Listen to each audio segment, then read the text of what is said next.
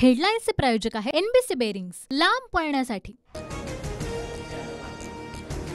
हिम्मत असेल तर मंडल आयोगाला आव्हान द्या, भुजबळांचं जरांगेंना आव्हान। नोंदीद्वारे मराठा समाज मागच्या दारांना आरक्षण देत असल्याचा पुनरुच्चार। मंडल आयोगाला चॅलेंज होऊ शकतं, मात्र इतरांचं वाटोळं करून स्वतःचं कल्याण करून घ्यायचं नाही। जरांगेंचं भुजबळांना उत्तर, चॅलेंज देऊनच भुजबळांनी स्वतःवरच्या 3 केसेस रद्द करून घेतल्याचा देखील आरोप। एका मंत्र्याचे इतके लाड कशाला, भुजबळांची मंत्रिमंडळातून हकालपट्टी करा।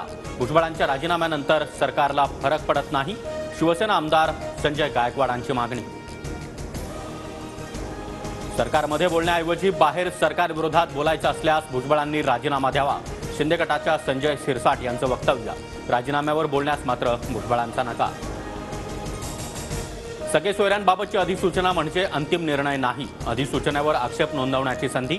भाजप प्रदेशाध्यक्ष बावनकुळेंची प्रतिक्रिया। ओबीसी वेलफेअर फाउंडेशनचे मंगेश ससाणे यांच्याकडून मराठा आरक्षणाच्या अधिसूचनेला आव्हान देणारी याचिका, तर आम्ही देखील 2 दिवसात वकिलांची टीम तयार करणार, जरांगेंची माहिती। झुंडशाही नाही तर आमचा हक्क मागतोय, अधिसूचनेचं 15 दिवसांमध्ये कायद्यात रूपांतर होणार। पहिला दाखला मिळाला की मराठ्यांची भव्य सभा, जरांगेंची घोषणा। झुंडशाही सुरू, गावागावांमध्ये विजयी उन्मादी उत्सव। ओबीसींना त्रास दिला जातोय, शिवीगाळ करत डीजेवर गाणी वाजवणं सुरू, मंत्री छगन भुजबळांची टीका। वंचितला सोबत घेतल्याच्या पत्रानंतर काँग्रेस हायकमांडची स्वाक्षरी कुठे आहे, आंबेडकरांचा सवाल। महाविकास आघाडीनं घोषणा केलेली असली तरी देखील आम्ही महाविकास आघाडीत नसल्याचं आंबेडकरांचं वक्तव्य। मुंबईत फक्त सत्ताधारी आमदारांनाच विकास निधी, विरोधी पक्षातील 11 आमदारांना पालिकेकडून निधीच नाही, माहिती अधिकारात वास्तव उजेडा।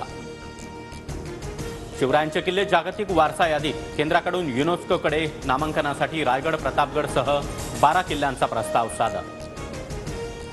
महाराष्ट्र कर्नाटक सीमाप्रश्नी दोन्ही राज्यांना केंद्रीय गृह मंत्रालयाची नोटीस, समन्वय समिती स्थापन करून देखील कोणतीही बैठक न झाल्यानं नोटीस, सूत्रांची माहिती। ज्ञानव्यापीच्या तळघरामध्ये पूजा करण्याची परवानगी, वाराणसी जिल्हा न्यायालयाचा मोठा निर्णय, 7 दिवसात पूजेची व्यवस्था करण्याचे प्रशासनाला आदेश। रिझर्व्ह बँकेचा पेटीएमला मोठा धक्का, 29 फेब्रुवारीपर्यंत पेटीएम बँकिंग सेवा बंद, नियमांचं उल्लंघन केल्यानं कारवाई, नवीन ग्राहक जोडण्यास देखील बंदी।